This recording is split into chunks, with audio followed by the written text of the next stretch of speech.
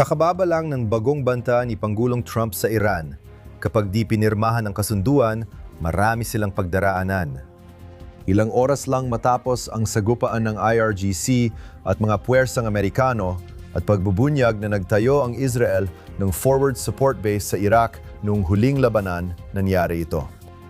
Narito ang mga kwentong ito at iba pa sa Jerusalem Initiative na yon. Welcome muli sa Jerusalem Initiative sa JNS TV. Ako si Josh Hastings sa Jerusalem kasama si Alex Trayman sa US. Alex, simulan na natin. Kinumpirma ni Pangulong Donald Trump ng US nitong Huwebes na nanatili ang tigil putukan sa pagitan ng Estados Unidos at Tehran kahit may sagupaan sa dagat. Panoorin ang video na ito.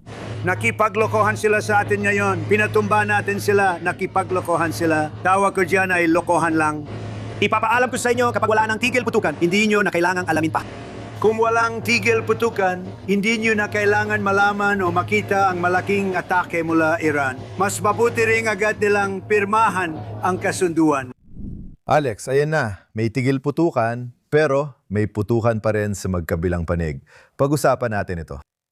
Sa tingin ko, pag-uusapan natin ng kaunti sa programang ito kung ano ang ibig sabihin ng tigil putukan dahil parang nabago na talaga ang kahulugan ng tigil putukan sa digmaang ito. Ang ibig sabihin ng tigil putukan ay pwedeng magpaputok ang magkabilang panig habang may tigil putukan, pero mahina lang kumpara sa kung talagang walang tigil putukan. Ngayon, mukhang gusto ni Pangulong Trump na maresolba ang sigalot sa pamamagitan ng kasunduan. Naniniwala ako matapos ang sigalot na ito, magkakaroon ng kasunduan sa kahit anong paraan. Pero ang tiyak na tiyak ay kailangan ng Pangulo na muling mapalaya ang kipot ng Hormuz. Para sa lahat ng barko, hindi lang sa mga barkong mula sa Iran, kundi pati na rin sa mga barkong mula sa mga kaalyado ng Amerika sa rehiyon gaya ng United Arab Emirates at iba pa.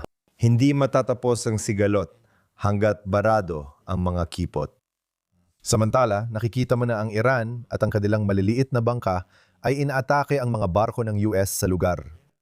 Pero mas gusto ng Pangulo, sa tingin ko, na hayaan na lang ang lakas at laki ng US Navy na magbukas ng mga kipot nang hindi na kailangang maglunsad ng malawakang pambobomba sa loob ng Iran. Marahil ay ayaw na ng Pangulo na bombahin ang Iran, pero baka wala na siya ibang magawa. Masasabi ko rin sa loob ng Israel, ang nanginhibabaw na palagay ay sa mga susunod na araw, maaring makakita tayo ng panibagong tugon militar. Ito ay isang pinagsamang kampanya ng militar ng Amerika at Israel sa Iran, malamang na mas maikli kaysa 6 na linggong kampanya na nagpasimula ng digmaan.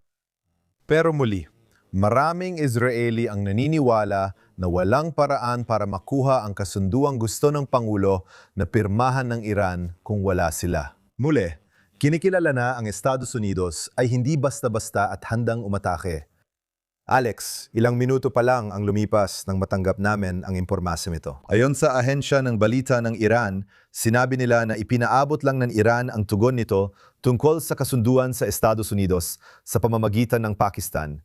Ngunit wala pang malinaw na pahayag kung tatanggapin ba ng Iran ang kasunduan sa US o tatanggihan nila ito. Nangyari ito ilang minuto lang habang sinisimulan natin ang broadcast na ito. Sa ngayon, oras ang panig ng Iran.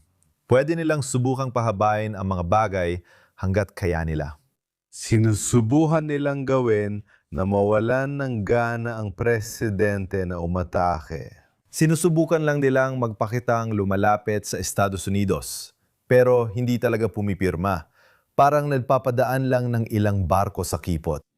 Nagpapakiramdaman lang sila ngayon. Kasabay nito, hindi naman umaatake ng militar ang Estados Unidos, pero may matinding ekonomikong presyon sila sa Iran dahil sa kanilang pagharang, bukod pa sa pagharang sa kipot ng Hormuz sa Persian Gulf. Kaya't sa madaling salita, may pagkubkob na pang-ekonomiya sa Iran mula sa dagat. Iniyulat na nawawala ng Iran ng hanggang $500 milyong kada araw, na lalo pang nagpapahina sa isang ekonomiyang mahina na at nasa bingit ng pagbagsak. At ang layunin ng ekonomikong pressure na ito ay pabagsakin ang rehimen. Paano babagsak ang rehimen sa mas matinding ekonomikong pressure kung hindi pa ito bumagsak sa kasalukuyang pressure? Ang meron ka ay ang IRGC, ang mga puwersang basij na nagpapanatili ng kontrol sa bansa sa pamamagitan ng pag-atake sa mga nagpoprotesta sa mga checkpoint na ito. Kaya ang pag-asa ay kapag naubusan ng pera ang pamahalaan ng Iran, hindi na nila kayang bayaran ang sahod ng mga mid-level na opisyal ng IRGC at ng mga puwersang Basij. At kung hindi na nababayaran ng mga ito, bakit pa nila babarilin ang kapwa nila mamamayan? Para saan pa? Dati, sinusuhulan sila at nagkakastatus dahil sa rehimeng ito at bayad ng IRGC. Kaya yon ang inaasahan sa kampanyang pang-ekonomiya. Kaya habang nangyayari ito, si Trump, nasa panig niya ang oras dahil ang pang-ekonomiyang pressure ay nakapipinsala sa rehimen ng Iran. Para sa Iran, naniniwala silang pabor sa kanila ang oras dahil nais nilang pigilan ang Pangulo sa muling opensibang militar at kumbinsihin siyang tapos na ang kampanya. Alex, sa nakalipas na ilang oras, nadbanta ang IRGC ng matinding pag-atake sa mga asset ng US kung paputukan ang kanilang mga oil tanker. Matapos pag-usapan ng US Central Command ang walang provokasyong pag-atake kung saan nagpakawala ng mga misil ang Iran na tumama sa mga target, marahil US at tiyak na UAE rin ang tinatarget. Tunggo naman tayo kay kalihim ng Estado, Marco Rubio. Pero ang punto, kung walang masyadong pagtigil sa putukan, dapat nating itanong yan sa mga Iranian. Huwag mo akong tanungin. Hindi kami ang napaputok, sila ang napaputok sa amin. Ang punto ko, kung napaputok ka sa isang barko ng US Navy, anong dapat namin gawin? Sabihin na lang ba namin, may tigil putukan, hindi namin babarilin ang drone ninyo. Kalokohang tanong yan, kalokohang posisyon yan. Siyempre, babaril kami pabalik sa kanila. Pinapaputukan nila kami. Yan ang inaasahan kong gawin. Tanging mga hangal na bansa lang ang hindi gumagante kapag binabaril sila. At hindi tayo hangal na bansa. Kaya narinig ninyo si kalihim ng Estado Rubio na pinalalakas lang ang sinabi ni Pangulong Trump kanina na inaasahan nilang manahimik ang Iran, na gusto nilang pumirma ang Iran sa isang kasunduan, gaya ng sinabi ni Senkad, hindi nila papayagan ang mga hindi makatarungang pag-atake sa mga barko ng US doon sa kipot ng Hormuz. Alam mo, hindi rin malinaw kung yung mga kausap ng Estados Unidos, yung mga kinakausap nila at nakikipagnegosasyon ay may buong kontrol sa mga nagpapatakbo ng maliliit na bangkang iyon para makapag-utos sila at mapanatili ang disiplina. May iba't ibang paksyon na nag-aagawan ng kapangyarihan sa loob ng Iran at bawat paksyon ay sinusubukang sirain ang mga pagsisikap ng isa't isa. Kaya maaring ang Foreign Minister na si Ragchi o ang tagapang-ulo ng parlamento ng Iran, si Gali Baufer, ay pupunta kay Rubio. At kay Woodcoff at Kushner na nagsabing, sige, payag kami, pero may mga relihiyoso at militar na panatiko, dalawang iba pang paksyon. May mga koneksyon sila sa loob at sinasabi nila, sige, matake kayo. Kaya hindi rin malinaw kung sino talaga ang namumuno sa bansa ngayon. Iyan ang isang bagay na hinihintay nating lahat, kung sino talaga ang lalabas dito bilang may kakayahang kontrolin ang sitwasyon. Isa rin ito sa posibleng dahilan kung bakit nag-aatubili ang Pangulo sa mga opensibang militar na ang layunin ay bigyang pressure ang namumuno para pumirma ng kasunduan. Pero kung ang mga kausap mo na posibleng pumayag o bukas sa pampirma ng kasunduan bago man o pagkatapos ng mga opensibang militar, kung wala naman silang kontrol sa mismong lugar, kung hindi nila kayang magbela ng katahimikan sa kipot ng Hormuz, ibig sabihin, mali ang mga taong kinakausap mo. Kaya naman, hindi magiging epektibo ang kampanyang militar kung ang layunin nito ay bigyan ng pressure ang mga taong kinakausap mo sa negosasyon. Ngayon, kung meron kang tamang impormasyon at kaya mong maneutralisa ang mga taong nag-oorganisa ng mga pag-atake na ito, maaring makita mo ang resulta niyan. Isa rin yan sa maaring ibigay ng tigil putukan. Nagbibigay ito ng linaw at tinatanggal ang kalituhan ng digmaan. Tama ba? Palagi nating sinasabi na may mga nangyayari kapag may kalituhan sa gitna ng digmaan. Kapag may tigil putukan ng matagal tulad nito, natatanggal na ang kalituhan ng digmaan. Kaya mas gumaganda ang pangangalap ng impormasyon mo. Makikita mo kung sino ang nagbibigay ng utos at kung saan gumagalaw ang mga pangunahing aktor sa bansa. Kaya maaring ito ay isang pinalawig na panahon ng pangangalap ng impormasyon at maaring mas handa na ang Estados Unidos at Israel na magsagawa ng isang pag-ataking militar na nakatuon sa isang target sa malapit na hinaharap. Alex, nung nagsimula ang digmaan, nakita natin ang Iran na umatake sa mga kapitbahay nito sa gitnang silangan. Nagpaputok ng daan-daang ballistic missile sa Israel, pero umatake rin sa UAE, Qatar at iba pang bansa. Ngayon, sa nakalipas na ilang araw, 19 na missiles at drones ang pinaputok ng Iran papunta sa UAE. Isa pang ulat sa nakalipas na ilang oras, 2 pang drones ang na-intercept ng mga anti-missile o anti-drone systems ng UAE doon. Bakit mo sa tingin na UAE ang tinatarget ng Iran at hindi ang Israel o ibang bansa? At muli, bumabalik tayo sa usapin ng tigil putukan na hindi naman talaga nangangahulugang tigil putukan dahil nagpapalitan pa rin ng putok ang dalawang panig. Ang Iran nagpapaputok, ang UAE sumasagot. Sa tingin mo ba ang mga insidenteng kinasasangkutan ng UAE ay maaring magdulot ng reaksyon mula sa mga Amerikano at sa Israel? Sa totoo lang, ang mas mabilis na magpapasimula ng tugon ay kung nagpakawala sila ng ballistic missiles papunta sa Israel. Siguradong sigurado yon. Kung magpapakawala sila ng ballistic missiles sa Israel, agad itong gagantihan ng malaking aksyon ng Israel. Parang sinusubok lang ng Iran hanggang saan sila makakalusot. Hindi pa handa ang United Arab Emirates na makisali sa labanan. Hindi ako naniniwala na talagang nais ng Estados Unidos o Israel na sumabak ng malakihan ng UAE sa labanan. Meron kang 2 higit pa sa kwalipikadong Air Force na kayang asikasuhin ang sitwasyon dito. At hindi mo kailangan ng isa pang kalahok dito na wala sa parehong antas ng kasanayan at kakayahan gaya ng Israel at Estados Unidos. Kaya ang ginagawa ng Iran ay sinusubukan nila. Sa esensya, ito ay isang pag-atake sa isang kaalyado ng Amerika. Ito ay nilalayang maging isang pag-atake laban sa Amerika. Ngunit hindi kailangang direktang tanggapin ng Amerika ang dagok na iyon. Naghihintay sila na makita kung seryoso ba talaga ang Pangulo sa kanyang mga banta ng pagganti laban sa Iran. Maari rin itong maging isang simbolo ng pagganti matapos i-anunsyo ng UAE ang kanilang pag-alis sa OPEC 1 linggo nang nakalipas. Idinisenyo ito upang lampasan ang kahalagahan ng kipot ng Hormuz at pababain ang presyo ng lamis sa pandagdigang merkado. Idinisenyo upang mapalapit ang United Arab Emirates sa orbit ng Amerika at sa parehong paraan mapalapit din sa Israel. Kaya, alam mo, posibleng ito ang mga dahilan, pero sinusubok ng Iran ang sitwasyon at tinitingnan kung hanggang saan sila makakalusot. Ganito ang ginagawa ng Islamic extremist tuwing tigil putukan. Tin-testing nila kung hanggang saan sila makakalusot. At sa panig naman natin ng US o ng Israel, tumitira sila tuwing may nakikitang kilos ng mga terorista, gaya ng paulit-ulit na ginagawa ng militar ng Israel sa Gaza at Lebanon pagkatapos ideklara ang tigil putukan. Alex, nitong weekend iniulat ng Wall Street Journal na nagtayo ang Israel ng isang lihim na outpost ng militar sa kalagitnaan ng disyertong Iraqi bilang suporta sa mga operasyong panghimpapawid laban sa Iran. Gaano kahalaga ang ulat na ito? Ang katotohanang nagawa ng Israel ayon sa Wall Street Journal na magtayo ng base sa Iraq. Una sa lahat, gusto ko lang ilahad ito at siguro pag-uusapan natin ito makalipas ang ilang minuto. Patuloy mong natatanggap ang mga ulat mula sa Wall Street Journal, New York Times, Axios at Washington Post tungkol sa mga lihim na revelasyon o pag-uusap. Mahirap talagang malaman kung tama ang nababasa mo sa alinman sa mga publikasyong ito.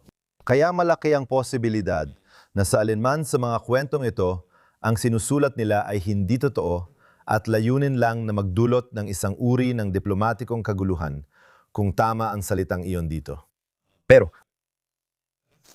pag-usapan natin kung maaari nga bang totoo ito o hindi. At ipagpalagay na lang muna natin para sa podcast na ito na tinatanggap natin na totoo ang ulat na ito na hindi ko naman talaga alam kung pwede natin gawin.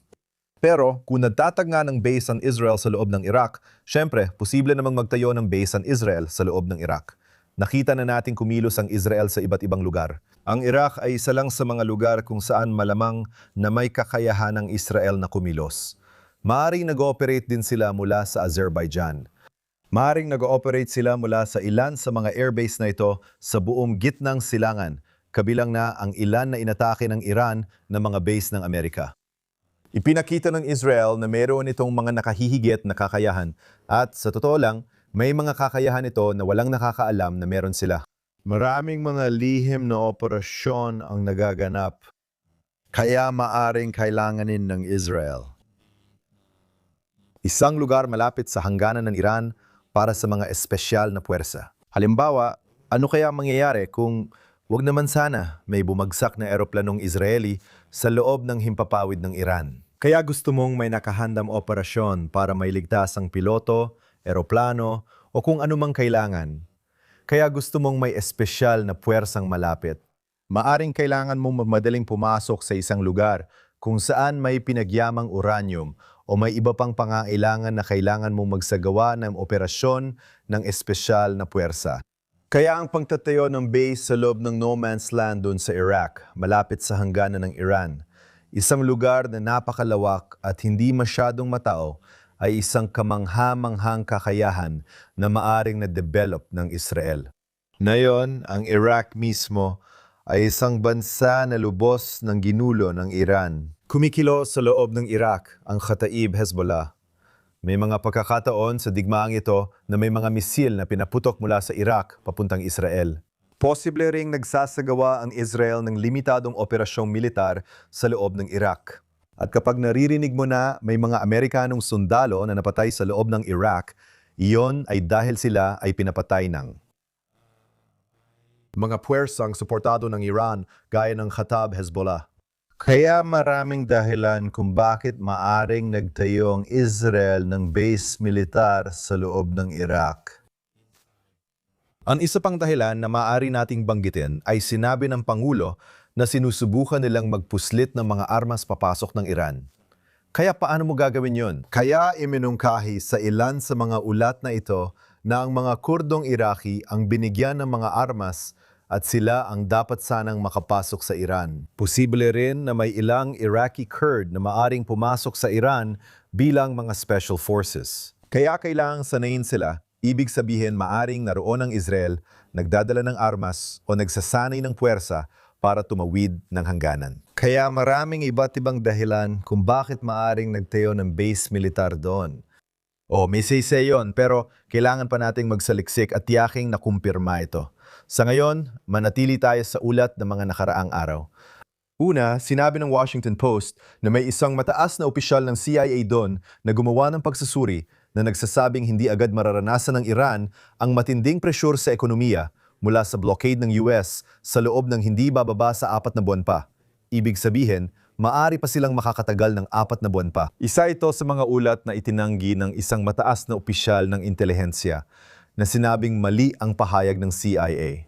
At kasabay nito, may ulat din na nagsasabing kayang muling buuin ng Iran ang kanilang kakayahan dito sa lalong madaling panahon. Kaya may dalawa pang ulat dito na sa tingin ko ay dapat nating pag-usapan. Sa tingin ko, ang dalawang ulat na yon ay talagang ginawa para impluwensyahan ang opinyon ng publikong Amerikano at pahinain ang suporta nila kay Pangulong Trump at sa kanyang mga operasyong militar. Ang ibig kong sabihin sa pangalawang ulat na binanggit mo, nananatili pa rin sa Iran ang karamihan ng kanilang ballistic missile capabilities o kaya nilang agad ibalik ang mga yon. Ginawa iyan para palabasing walang halaga ang operasyong militar. It was Na parang wala lang yon, na hindi naman talaga kailangan, na hindi naging epektibo, walang bisa. Pero, ang Iran ay kakalampas lang sa pinakamalaking kampanyang militar sa Himpapawid. 6 na linggong sunod-sunod na kampanya sa Himpapawid, sa tingin ko, sa kasaysayan ng mundo, kung saan kasama ang US. Ang Air Force ng US at Air Force ng Israel ay gumamit ng napakataas na antas ng intelihensya para tamaan ang mga target militar sa buong Iran. Tinamaan lahat ng nuclear facilities, pati na rin ang lahat ng pasilidad ng paggawa ng ballistic missile. May natitira pa bang kakayahan ng Iran? Kita natin na may kakayahan pa sila dahil nagpaputok sila ng ballistic missiles sa United Arab Emirates. Kung magsimula ulit ang digmaan, magpapaputok ulit ng ballistic missiles ang Iran. Oo, gagawin nila. Meron pa silang posibleng hanggang 1,000 ballistic missiles. Kung may kukumpara sa libo-libong, meron sila noon bago ang digmaan, malaki ang nabawas sa kanilang kakayahan. Magsimulang gumawa ng ballistic missiles ay malaki ang nabawas. Kaya yung ulat na yon ay sadyang ginawa para palabasin ang ginawa ng Pangulo sa Iran ay parang isang maling at hindi epektibong pakikipagsapalaran lang. Ngayon, yung idea na kayang tiisin ng gobyerno ng Iran ang 4 na buwang economic blockade, layunin din nun na himukin ang publikong Amerikano na tutulan ang pinalawig na blockade. At ito ay konektado sa tumataas na presyo ng langis. Gusto nila na magkaroon ng pressure sa presidente, lalo na habang papalapit ang midterm election dito para itigil ang digmaan. Gusto nila na magmukhang nilabag ni Pangulong Trump ang kanyang mga pangakong kampanya na hindi idadamay ang Amerika sa mga matagalang labanan na ito. Pero ang Iranian rial ay labis na naapektuhan. Ngayon, umaabot na sa halos 1.2 milyong rial ang katumbas ng $1. At muli, sa tingin ko, napaka-epektibo talaga ng ganitong uri ng pressure sa ekonomiya. At kailangan lang natin makita kung magdudulot ito ng pagbagsak ng rehimen na sa tingin ko ay siyang tunay na layunin ng pressure sa ekonomiya. At kung magkakaroon ng anumang aksyong militar o muling pag-atake sa mga susunod na araw o linggo. Alex, may isa pa tayong ulat dito. Ayon sa New York Times, sinabi ng mataas na opisyal ng US na muling binubuo ng Iran ang kanilang militar at iniiwasan ang Strait of Hormuz.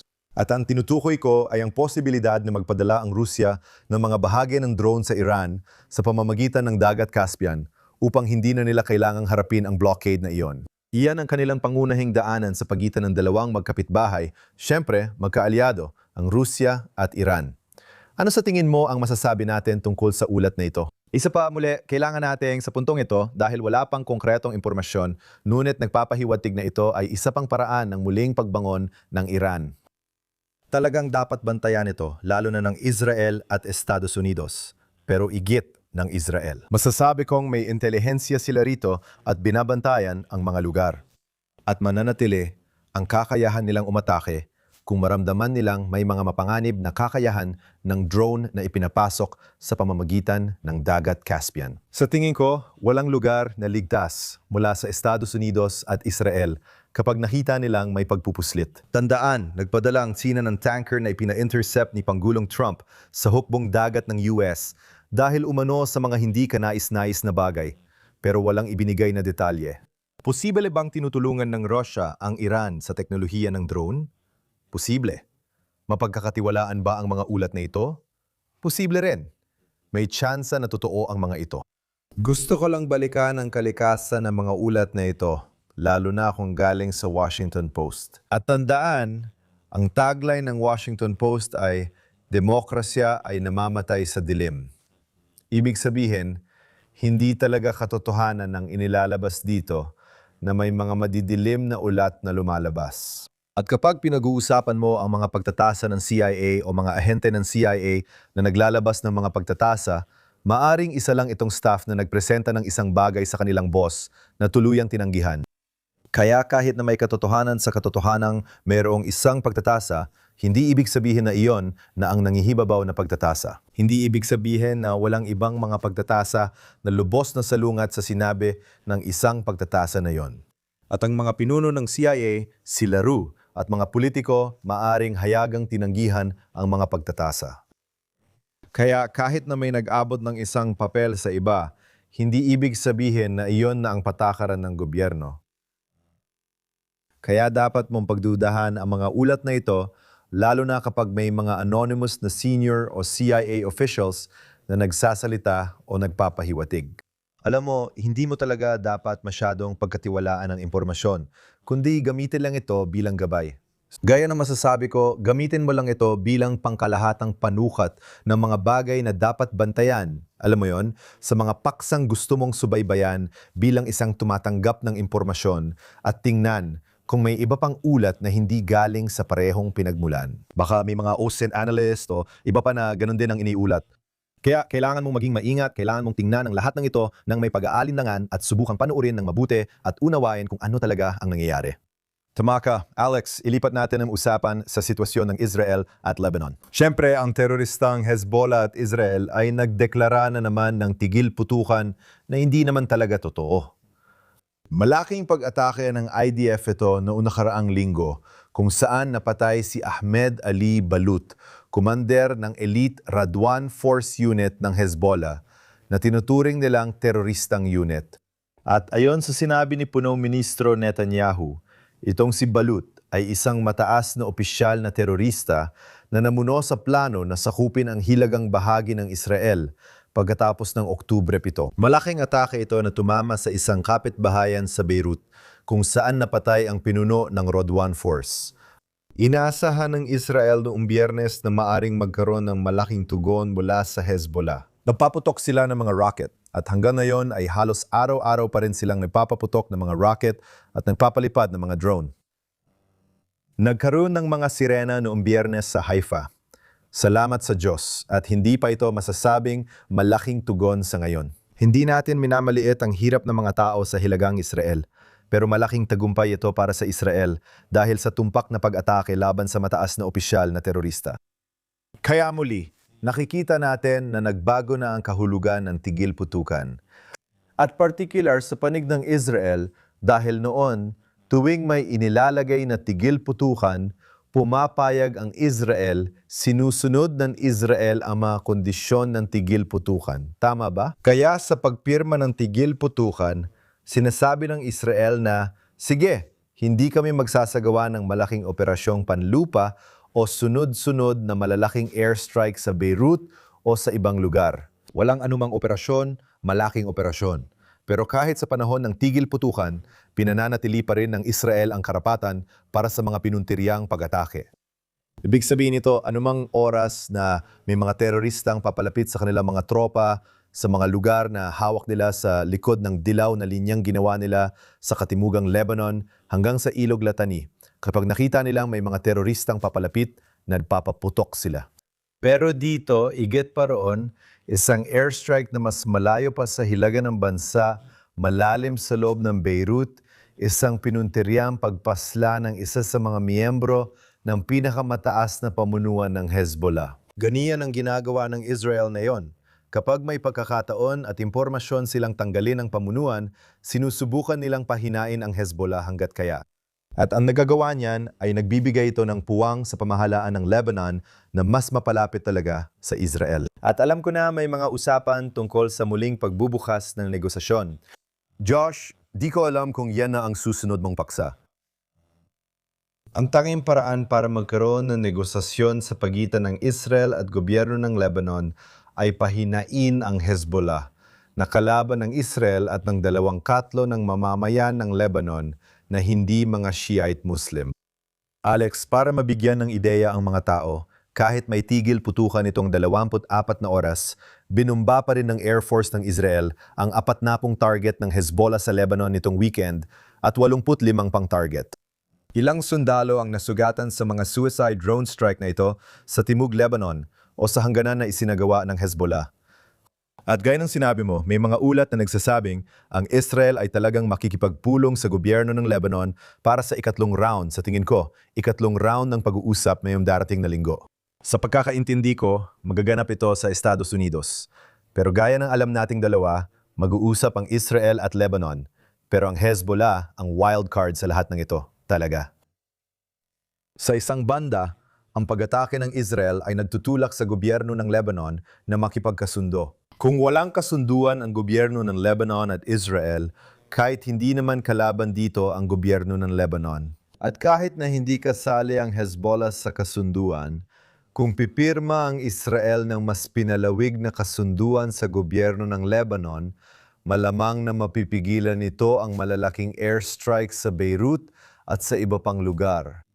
Kung walang umiiral na kasunduan, malaya ang Israel na atakihin ang Hezbollah hanggat kaya nila. Sa totoo lang, parang pinipressure ng mga pag-atake ang gobyerno ng Lebanon.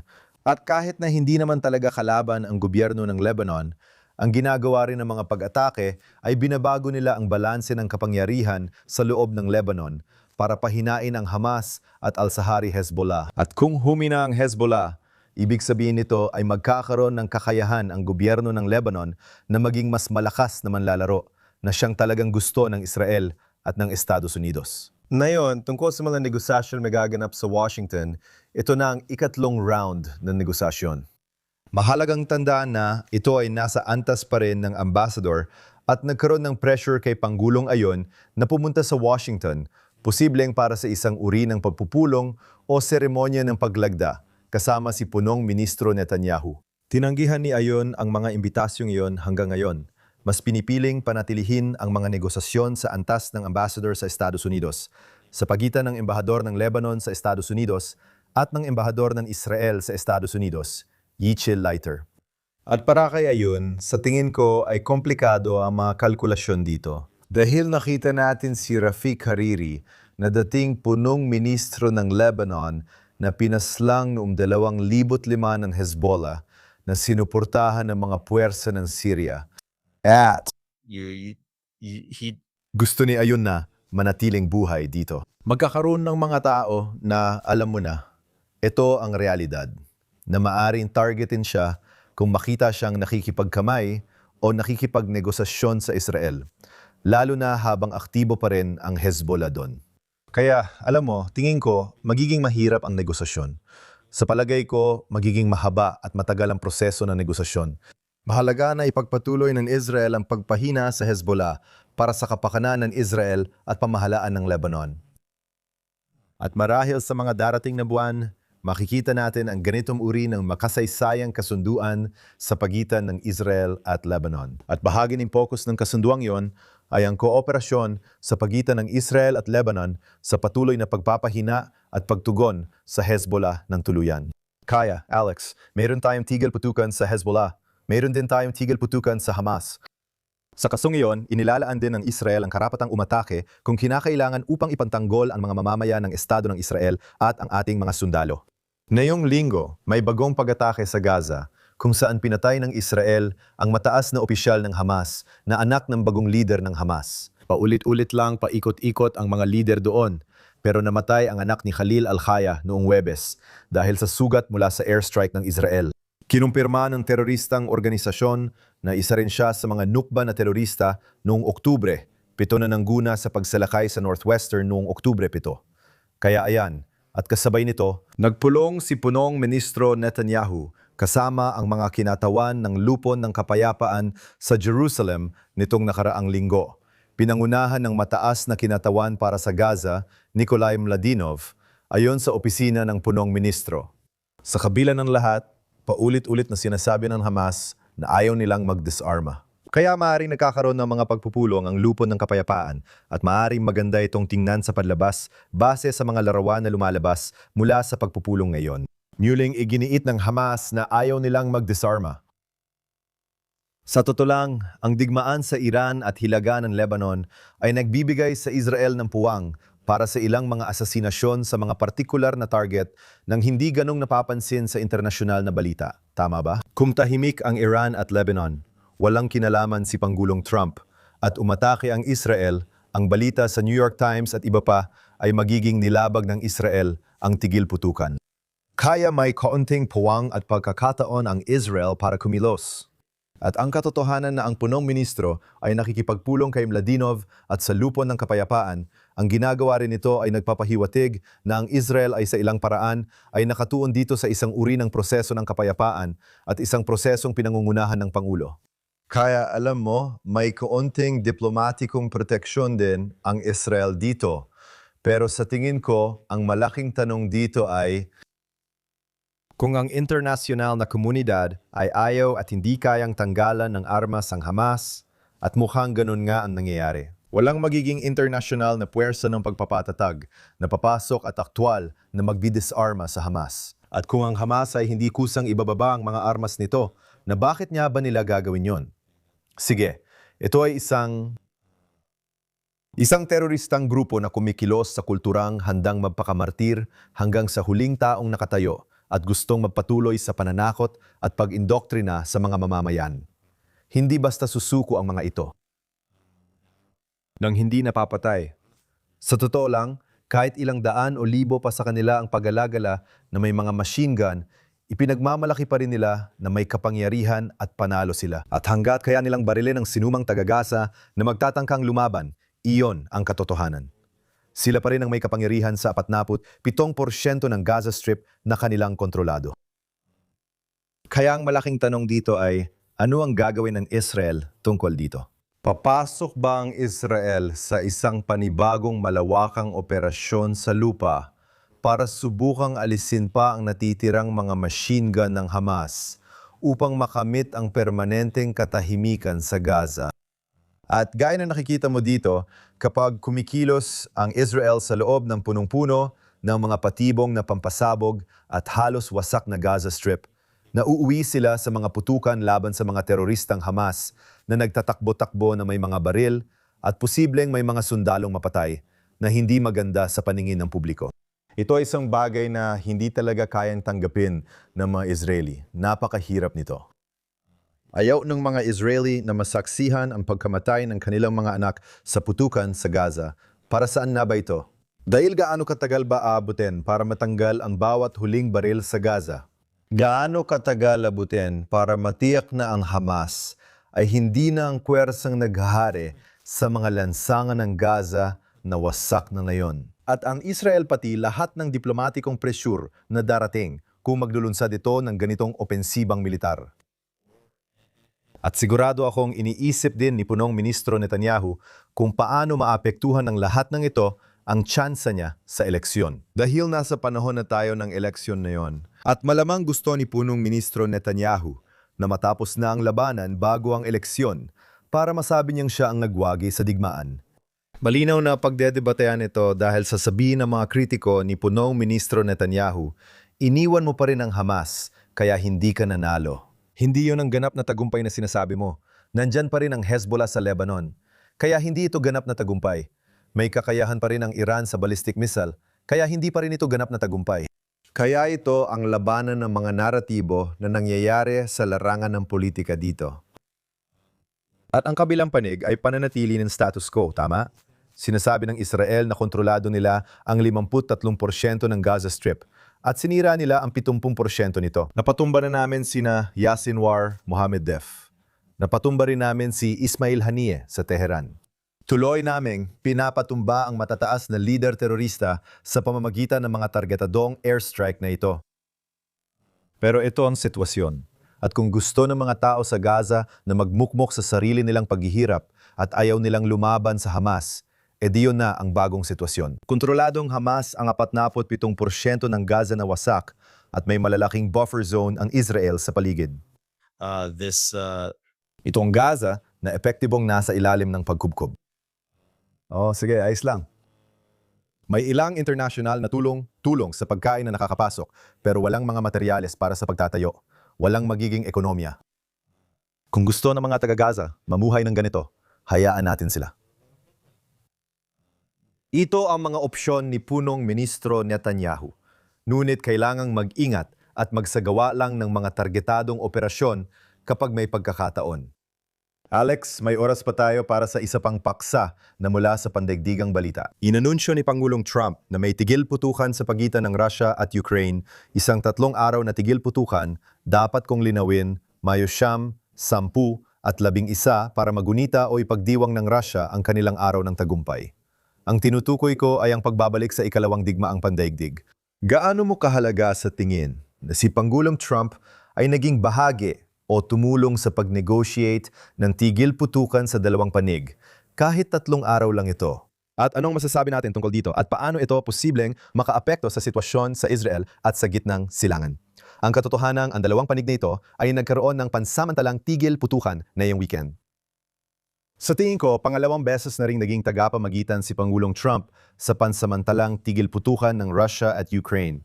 Nabasa natin ito noong mahal na araw, ilang linggo na ang nakalipas. Pangalawang beses na ito. Araw ng tagumpay ito para sa Russia. Hindi ko alam kung may tagumpay sa alinmang panig ng digmaang ito. Napag-usapan natin na kayang harapin ng militar ng US anumang oras ang mga digmaan sa iba't ibang lugar. Sa diplomasya, hindi lang sa isang larangan sabay-sabay kumikilos ang Estados Unidos. Kaya abala sila sa pakikitungo sa Iran at Lebanon at sa mga negosasyon doon, pati na rin sa Russia-Ukraine at iba pang mga sigalot at issue, gaya ng pag-uusap tungkol sa Cuba at kamakailan lang ay pakikitungo sa Venezuela. Kaya alam mo, ang Amerika ay tumitingin sa mundo at may layunin, kabilang na ang pagpapatigil ng digmaan ng Russia at Ukraine. Kung makikita mong parehong panig ay handa na ulit sa loob ng halos isang buwan na muling pumasok sa pansamantalang tigil putukan, maaring may pagod na rin sa magkabilang panig. Maaring handa na ang magkabilang panig sa mas malaking kasunduan. Sa palagay ko, 4 na taon na ang digmaan. Mas marami pang tao ang napatay sa digmaang ito kaysa sa digmaan sa pagitan ng Israel at Gaza at ng Israel at Lebanon. Alam natin na pinalalaki ang mga bilang sa Israel, Gaza at Lebanon na may dahilan ang Hamas at Hezbollah para palakihin ang bilang ng mga namatay doon. At sa tingin ko, hindi pa nga natin alam kung ilan talaga ang mga napatay sa Rusya o Ukraine. Pinag-uusapan natin dito ay mga bilang na nasa milyon na kumpara sa mga bilang na nasa 10,000 lang sa digmaan sa pagitan ng Israel at Gaza. Pero hindi mo na nakikita ang kaparehong pandaigdigang galit tungkol sa digmaan ng Rusya at Ukraine. Isa pang bagay na gusto kong idagdag ay may mga ulat tayo ng tumataas na antisemitismo sa buong Estados Unidos, lalo na sa New York, New Jersey, ayon sa mga ulat ng ADL. Ano na ang sitwasyon ngayon kaugnay ni Ma'am Dani sa New York? Lagi nilang sinasabi, nangyayari ito dahil sa mga pulisiya ni Benjamin Netanyahu. Si Benjamin Netanyahu ay demokratikong halal na lider at muling tatakbo sa eleksyon sa loob ng mga 2 buwan. Kung ayaw sa kanya ng mga Israeli, maaari siyang tanggalin sa pamamagitan ng boto. Hindi ganun ang kaso sa Russia kay Vladimir Putin. Pero sa tingin ko, ang malinaw na pagkakaiba dito sa Estados Unidos ay makikita mo ang mga anti-Semitiko na nagsasabing, hindi naman namin kinamumuhian ang mga Hudyo at baka hindi rin namin tinutulungan ng Israel. Kinamumuhian namin ng Israel. Gusto namin ng malayang Palestine mula ilog hanggang dagat. Pero si Netanyahu talaga ang ayaw namin. Kaya tinatakot namin ang mga Hudyo sa isang sinagoga, tulad ng sa sinagoga ng Parki, dahil sa mga pulisya ni Benjamin Netanyahu. Ngayon, hindi mo makikita ang anumang pananakot sa isang paaralang Ruso o community center o pag-atake sa isang Ruso sa Sheepshead Bay, Brooklyn o saan man. Dahil sa mga pulisya ni Vladimir Putin. Tama ba? Kaya. Isa lang itong katawa-tawang kasinungalingang nagsasabing may kinalaman ito kay Netanyahu. Ito ay purong antisemitismo lang para lang sa antisemitismo.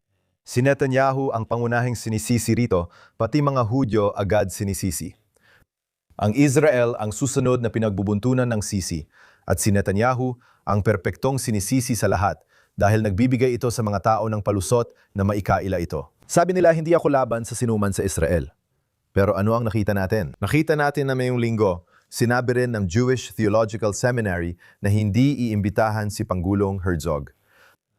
Kinansela ang imbitasyon niya magsalita sa pagtatapos. Makikita mo dito na may mga tumututol kay Netanyahu.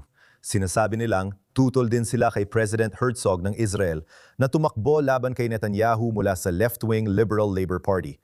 Kaya alam mo, sinasabi lang ng mga tao na laban lang ito kay Netanyahu, pero sa totoo lang, laban sila sa Israel. Sa totoo lang, laban sila sa mga Hudyo. At alam mo, pero balik tayo sa orihinal na punto. Oo, sana nga ay makarating tayo sa katapusan ng crisis sa pagitan ng Russia at Ukraine. At ito si Pangulong Trump, sa tingin ko, ginagawa niya ang lahat ng makakaya niya para itama ang mga mali sa mundo, maghatid man lang ng kaunting kapanatagan, ibalik ang katahimikan at kumilos mula sa posisyon ng lakas at moralidad ng Amerika. Matapos ang masaker noong Oktubre, 7 naglabasan ang mga anti-Semite. Sino mag-aakala? Dapat siguro inaasahan na natin ito. Alex Trayman, excited na ako makita ko ulit sa Jerusalem next week, tama? Inaabangan ko rin yan. Nitong weekend, nasa isang lugar ako at umuulan, kaya di ako makalabas. Kaya nasa loob ako ng bahay at may librong A Hostage ni Eli Shirabi doon. At nabasa ko ang buong libro nitong weekend. Napakatinding salaysay ng pinagdaanan ni Eli Shirabi at ng iba pang mga bihag sa Gaza. Kaya lubos kong nire-rekomenda na basahin yon ng lahat. Isa itong napakalakas na paalala kung bakit talaga nagsimula ang Israel sa digmaang ito at kung bakit nila kailangang tapusin ito para matiyak na hindi na muling mangyayari ang isa pang tulad na nangyari noong Oktubre 7. Ako si Josh Haston, correspondent ng JNS mula Jerusalem.